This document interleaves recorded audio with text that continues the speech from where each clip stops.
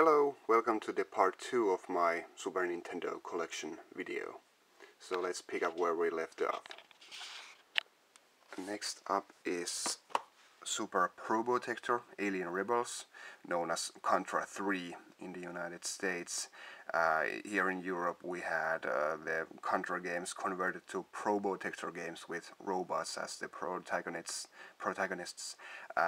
because of censorship and all that. Now we get Contra games as Contra, but this was still the days when we had Probotector. A fantastic game. One of the biggest action games there is on the Super Nintendo. Super Smash TV, excellent fun, especially with 2 players, a classic arcade game.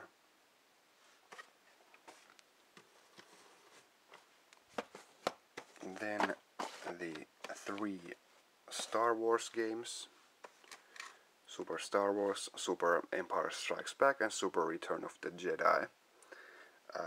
Really tough games to beat.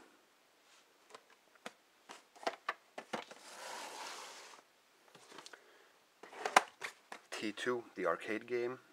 This is one of the games that the Super Scope supports. So I think about 8 games came out which supported the Super Scope. And T2 is one, and X-Zone is one of them as well. Here, going alphabetically, where Yoshi's Island is here at the end. What can I say? This came out really late in the lifetime of Super Nintendo. Some crazy effects here. Nobody thought that Super Nintendo would be capable of graphics like this. Really beautiful 2D graphics. And then we have 2 Japanese games here. Fire Emblem. Sorry, forgot what the English version is.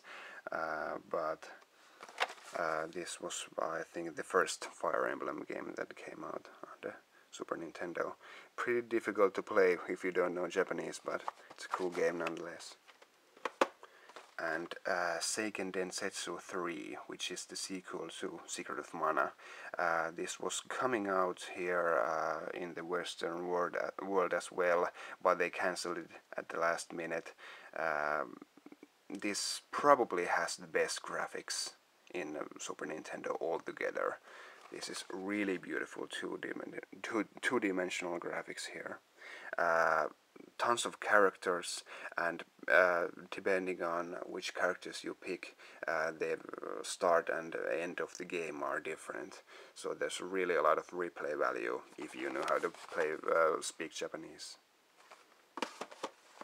And here are some boxed sets as well. Let's start with Super Metroid.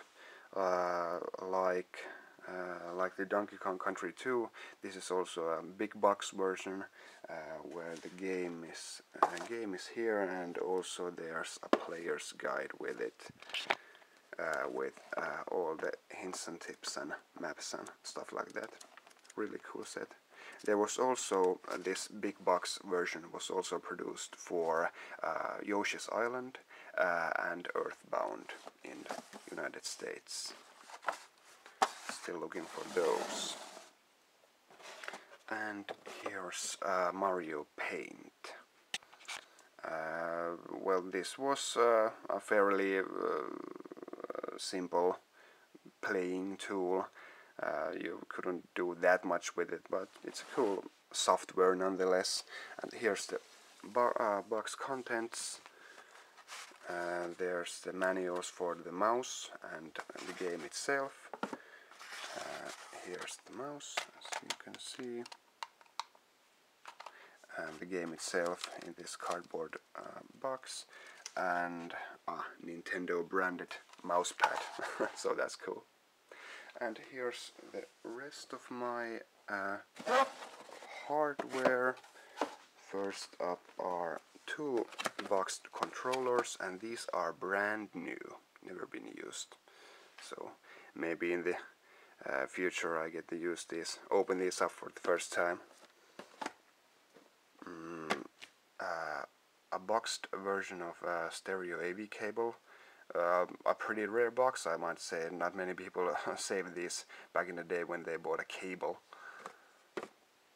And Super Game Boy, where you could play your Game Boy games on the TV. And here are two Nintendo Scope Super Scopes, both with the Super Nintendo Scope 6 game inside. The other one of these is still brand new, haven't been opened, even the batteries are there, still sealed, and the other one is opened. And here's my boxed European Snes. A classic system, if there ever was one of the best systems ever, one of the best game collections ever, collection of games for the machine. Fantastic stuff. Well, thanks for watching and keep playing Super Nintendo.